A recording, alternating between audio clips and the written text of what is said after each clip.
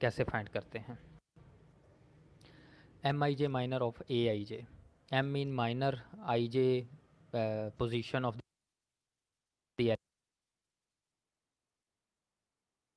Element.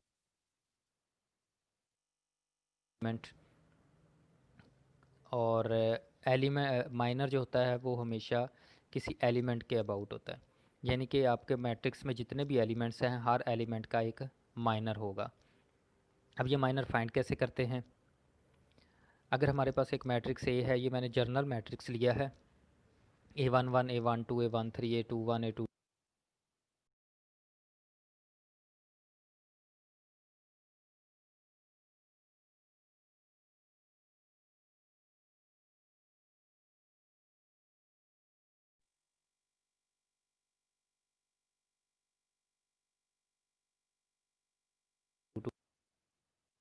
A23 A31 A32 and A33, तो कोई भी एक स्केयर मैट्रिक्स है।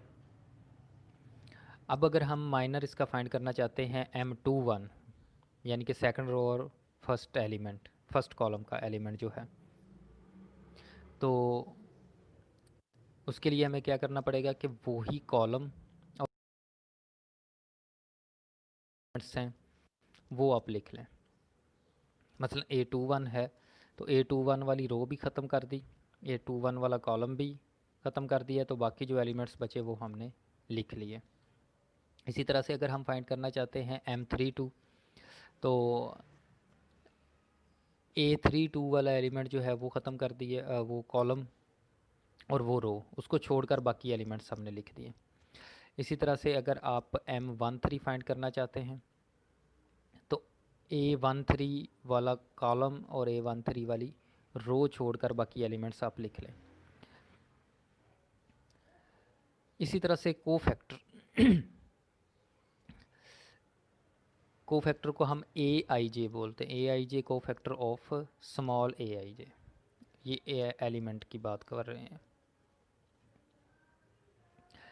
अब कोफैक्टर क्या होता है कि माइनर जो आपने फाइंड किया है उसका एक तो आपने डिटर्मिनेंट लेना है और साथ में या तो प्लस का सिंबल लगेगा और या माइनस का सिंबल लगेगा। अब वो कैसे लगेगा, वो इस फार्मूले के तहत -1⁻आई+j, आई मीन रो और जे मीन कॉलम। मसलन अगर आपका जो एलिमेंट है या माइनर है वो A21 का माइनर है, तो 21 मीन I+j 2+1 3 होगा तो माइनस लगेगा।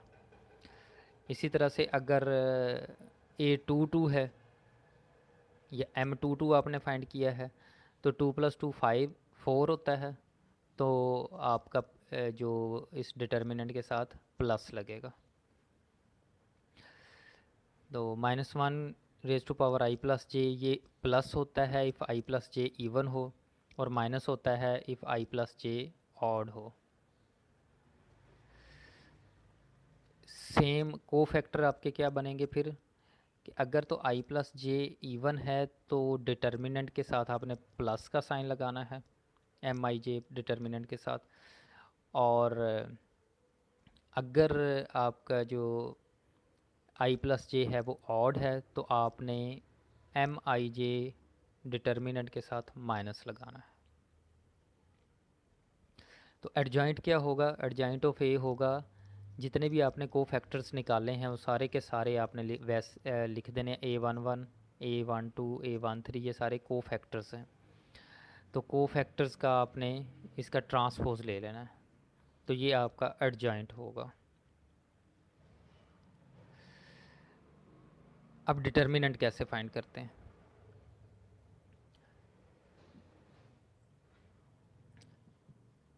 अब डिटर्मिनेंट फाइंड करने के लिए आपने कोई एक रो सेलेक्ट करनी है या कोई एक कॉलम सेलेक्ट करना है। अब वो आप कोई भी रो सेलेक्ट कर सकते हैं और कोई भी कॉलम सेलेक्ट कर सकते हैं। अब ये जो मैंने मैट्रिक्स लिया इसमें अगर फ़र्ज़ करें आपने पहली रो सेलेक्ट की है तो फिर क्या करेंगे इसका, या कोई पहला या कॉलम सेलेक्ट किया है, तो अगर आपने एक्सपेंड किया है इसको R1 के ज़रिए तो क्या बनेगा, ये देखें A11 और capital A11, it means cofactor, cofactor plus A12 capital A12 plus A13 capital A13, ये एक्सपेंड आपने करना है बाय R1। अगर C3 के अबाउट एक्सपेंड कर रहे हैं तो वो फिर उस हिसाब से A13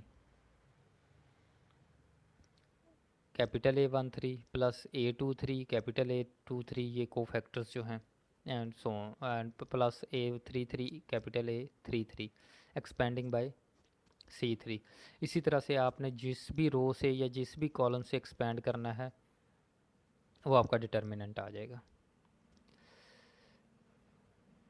A2 का स्क्वायर मैट्रिक्स जो 2 बाय 2 है उसका डिटर्मिनेंट, वो सिंपल आपने डायगनल वाले एलिमेंट्स को मल्टीप्लाई करना है और माइनस सेकेंडरी डायगनल वाले एलिमेंट्स को मल्टीप्लाई करना है तो आपका डिटर्मिनेंट आ जाएगा। जैसे ए है हमारे पास ए बी सी डी, तो इसका determinant a d minus c b बनेगा।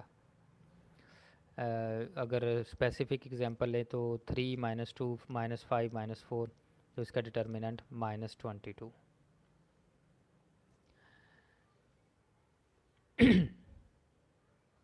अब A3 यानी कि 3 बाय 3 का डिटर्मिनेंट देख लें जी कैसे। अगर हम फर्स्ट रो सेलेक्ट करें तो क्या आएगा,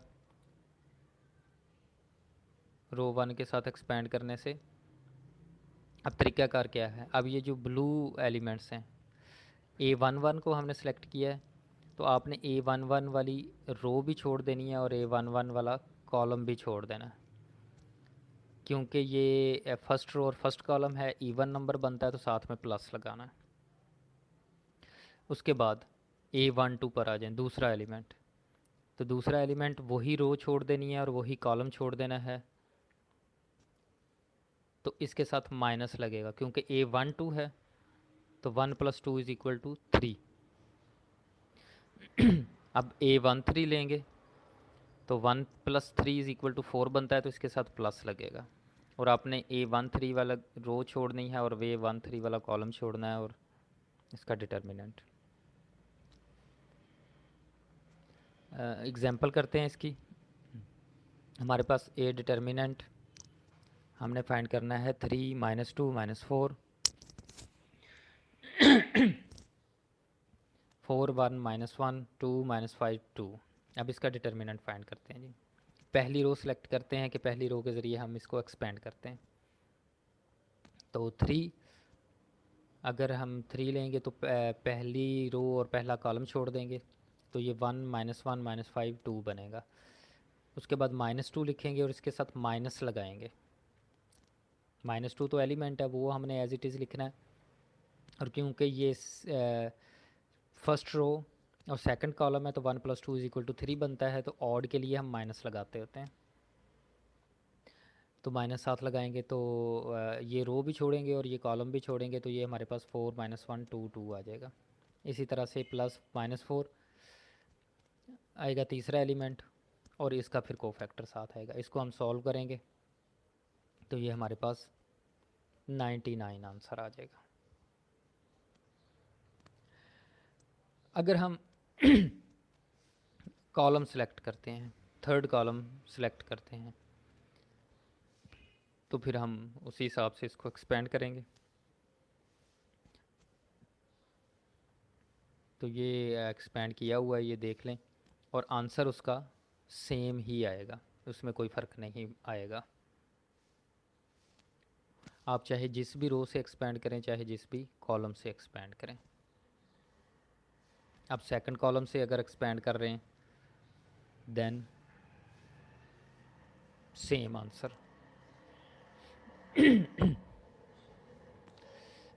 अच्छा, इन्वर्स का फार्मूला क्या होगा? The matrix A inverse is said to be inverse multiplicative of square matrix A if A into A inverse is equal to A inverse A is equal to I. अब हम inverse find करना चाह रहे हैं जी, A inverse इसका find करते हैं। तो ए इन्वर्स का हमारे पास formula adjoint of A over determinant of A. If A determinant is equal to 0 then A inverse does not exist. So step 1 हम पहले डिटर्मिनेंट ही फाइंड करेंगे। तो डिटर्मिनेंट अगर इसका फाइंड करें तो वो हमारे पास बनता है 7।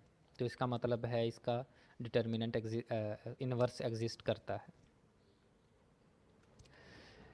दूसरे नंबर पर हम एडजॉइंट फाइंड करेंगे इसका। तो एडजॉइंट का ये फार्मूला लिखा है, ये हम को फैक्टर्स फाइंड करेंगे सबके। तो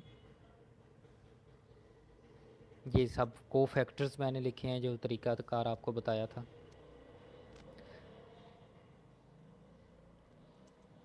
तो ये इसका एडजॉइंट हो गया, इसका हम ट्रांसपोज लेंगे तो ये 0 -1 2 7 -8 2 -7 13 5 -5, ये इसका एडजॉइंट हो गया।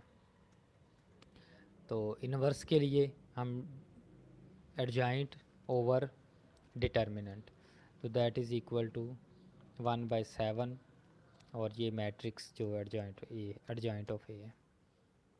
तो इसको हम मल्टीप्लाई भी कर सकते हैं 1/7 को हर एलिमेंट के साथ, तो ये इनवर्स बन गया। अगर हम ए इनवर्स को अब ए से मल्टीप्लाई करेंगे तो ये आइडेंटिटी मैट्रिक्स आएगा।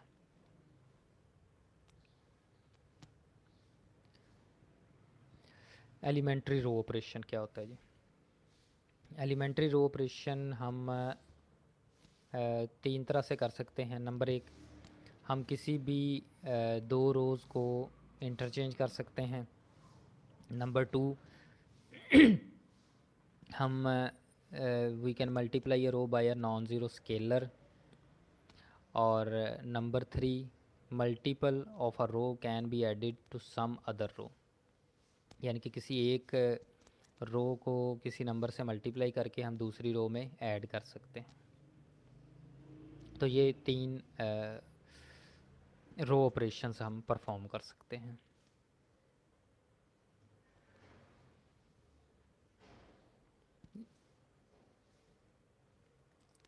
Inverse of square matrix using row operations. अब रो ऑपरेशन यूज़ करते हुए हम इनवर्स कैसे फाइंड करेंगे ये देख लें।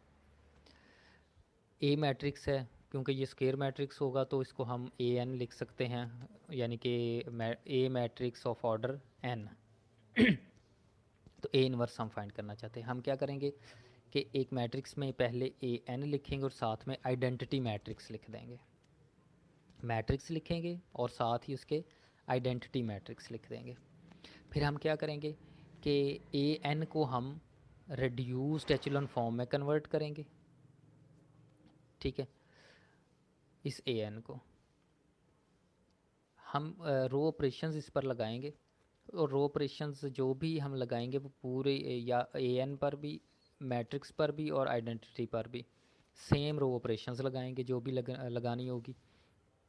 और हम इस मैट्रिक्स ए को रिड्यूस्ड एचेलॉन फॉर्म में कन्वर्ट करेंगे। जब हम इसको रिड्यूस्ड एचेलॉन फॉर्म में कन्वर्ट करेंगे तो जो ये मैट्रिक्स बनेगा, आइडेंटिटी मैट्रिक्स की जो भी शेप बनेगी वो उसका ए का इन्वर्स बन जाएगा।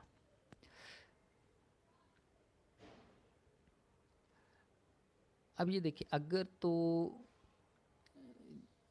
ये सूरत हाल बनेगी जब रिड्यूस्ड एचेलॉन फॉर्म बनेगी ना, अगर तो ये रिड्यूस्ड एचेलॉन फॉर्म आइडेंटिटी बन जाती है, ठीक है, तो फिर जो आइडेंटिटी वाले मैट्रिक्स की जो भी फॉर्म बनेगी वो ए इनवर्स होगी।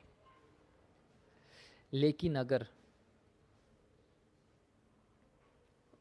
यहाँ पर हम कह सकते हैं कि ए इनवर्स एग्जिस्ट करता है, लेकिन अगर जो रो रिड्यूस्ड एचेलॉन फॉर्म हमने ए की बनाई है वो आइडेंटिटी नहीं बनती, देन व्हाट, देन ये होगा कि जो आइडेंटिटी का वाला मैट्रिक्स को हमने कन्वर्ट किया है वो ए इनवर्स भी नहीं होगा।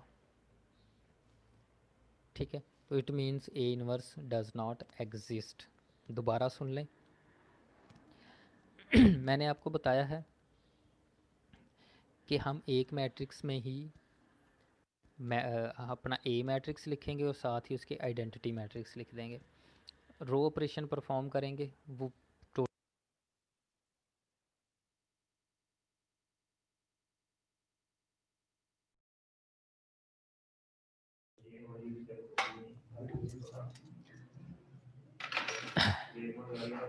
जी किसी का कोई क्वेश्चन है यहाँ तक तो पूछ सकता है।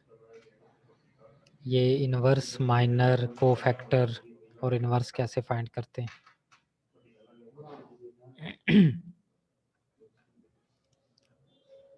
इसकी कुछ एग्जांपल्स कर लेते हैं। आपको मैं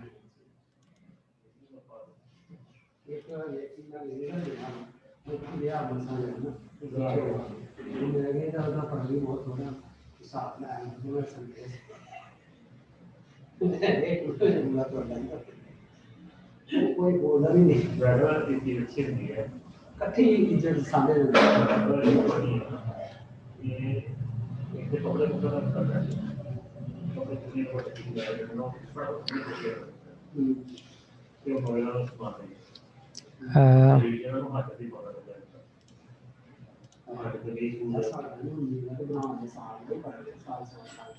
ये देखें जी,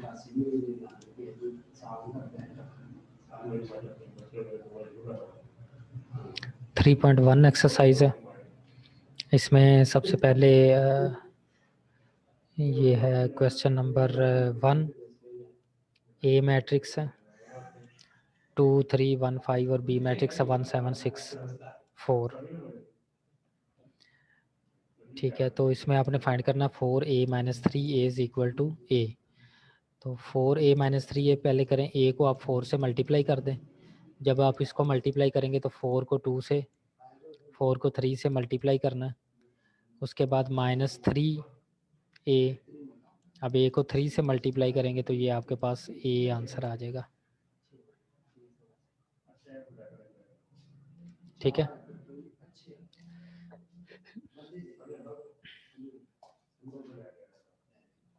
क्वेश्चन नंबर 2 में देखें, अगर ए स्केयर, ए हमारे पास है, ये है आई लिखा हुआ है। आई का मतलब होता है -1 इसको आयोटा बोलते हैं, ये iota. I is equal to -1 square root, और इसका अगर हम स्केयर लेंगे तो iota square is equal to -1 होता है। तो ये आपने यूज़ करना है इस क्वेश्चन में। ए स्केयर का मतलब है ए मल्टीप्लाइड बाय ए को ए से मल्टीप्लाई करना। अब ए को ए से हम मल्टीप्लाई कैसे करते हैं कि पहली रो को पहले कॉलम के साथ मल्टीप्लाई करते हैं। तो आयोटा मल्टीप्लाइड बाय आयोटा तो क्या होगा, आयोटा स्केयर, और आयोटा स्केयर -1 के इक्वल होता है, ये इधर ऊपर बताया हुआ है।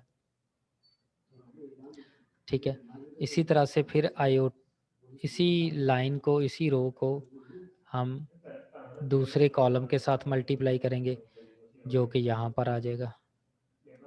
ठीक है, फिर नेक्स्ट रो को पहले कॉलम के साथ, फिर दूसरे कॉलम के साथ। तो ये आप का जो मैट्रिक्स बनेगा वो ये बन जाएगा ए स्केयर। अब ए स्केयर बन गया, हमने फाइंड करना है ए की पावर 4। तो ए स्केयर को ए स्केयर से मल्टीप्लाई करेंगे तो ए की पावर 4 बन जाएगा। ठीक है, तो इसी तरह से नेक्स्ट क्वेश्चन है,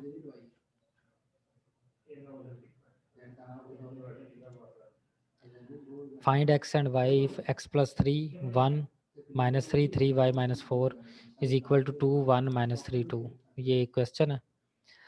अब ये इक्वल है, इक्वल का मतलब है कि ये वाला एलिमेंट 2 के इक्वल होगा, ये 1 है तो 1 के इक्वल, -3 है तो -3 के इक्वल, 3y - 4 है तो ये 2 के इक्वल।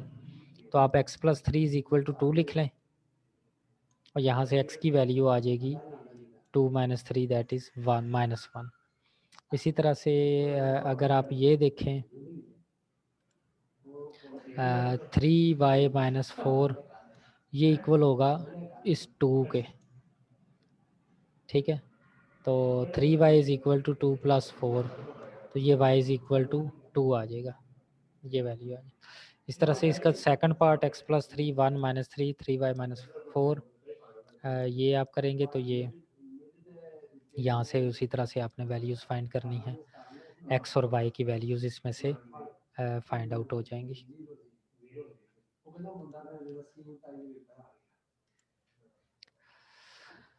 हाँ, इसी तरह से ये आपने ये इस एक्सरसाइज के क्वेश्चंस करने हैं।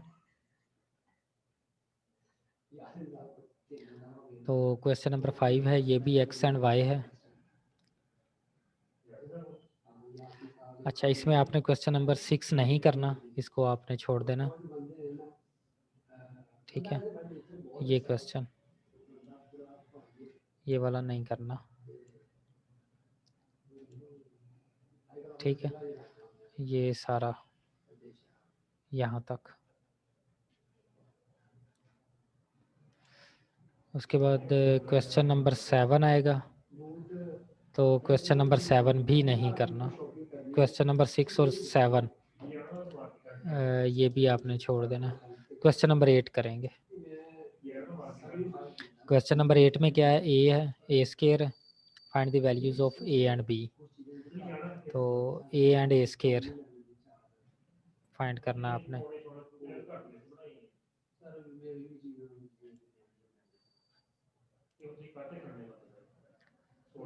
ठीक है, क्वेश्चन नंबर 8, 9, 10, 11, ठीक है, 12, 13, 14, ठीक है, ये सारे क्वेश्चंस आप लोगों ने करने हैं। उसके बाद 3.2 एक्सरसाइज है। तो 3.2 में क्वेश्चन नंबर 1 ये रहने दें।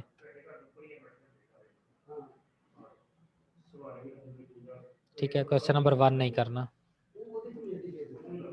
उसके बाद क्वेश्चन नंबर 2 करें। बाकी सारे क्वेश्चंस आप लोगों ने इसके करने हैं। ये आप आसानी से कर सकते हैं, ये हो जाए। क्वेश्चन नंबर 6 इस ये भी रहने दें।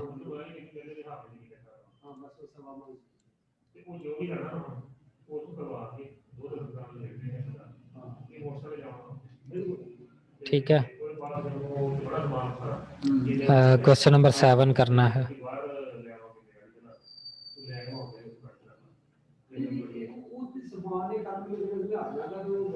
ठीक है, अच्छा जी, आगे नेक्स्ट इसके क्वेश्चंस जो नेक्स्ट आएंगे, ये को फैक्टर और डिटर्मिनेंट्स वाले 3.3 एक्सरसाइज। तो 3.3 एक्सरसाइज में देखें, इवेलुएट द फॉलोइंग डिटर्मिनेंट्स। तो ये डिटर्मिनेंट आपने फाइंड करना है।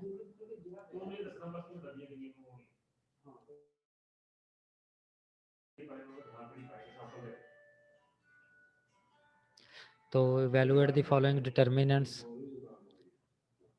5 -2 -4, 3 -1 -3 -2 1 2। तो डिटर्मिनेंट आपने फाइंड करना है। आप देखें कि एक रो सेलेक्ट कर लें, जैसे आपको बताया था। पहली रो सेलेक्ट की, आप कोई भी रो सेलेक्ट कर सकते हैं, 5। ठीक है, जब 5 लिखा,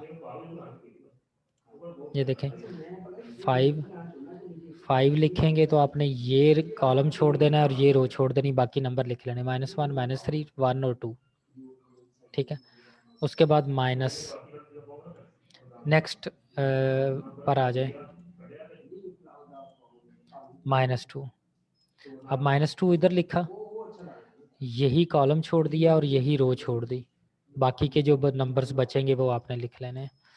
इसी तरह से उसके बाद -4 लिखा। ठीक है, तो जब -4 लिखा तो ये -4 है, तो ये कॉलम छोड़ दिया और यही रो छोड़ दी, बाकी के बचेंगे 3 -1 -2 1। तो ये आपने नंबर्स लिख लिए। तो ये आपका डिटर्मिनेंट, इसको सॉल्व कर लेंगे। ठीक है, तो ये डिटर्मिनेंट वाले क्वेश्चंस आप लोगों ने करने हैं। ठीक है, तो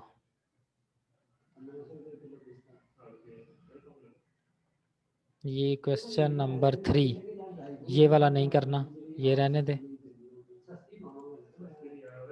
क्वेश्चन नंबर 3,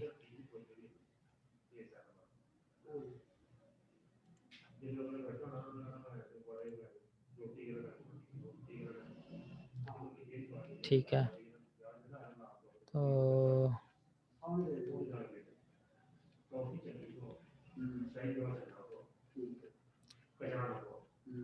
ये डिटर्मिनेंट वाले क्वेश्चंस ये आप यहाँ तक कर लें अभी, जहाँ तक आप कर सकते हैं।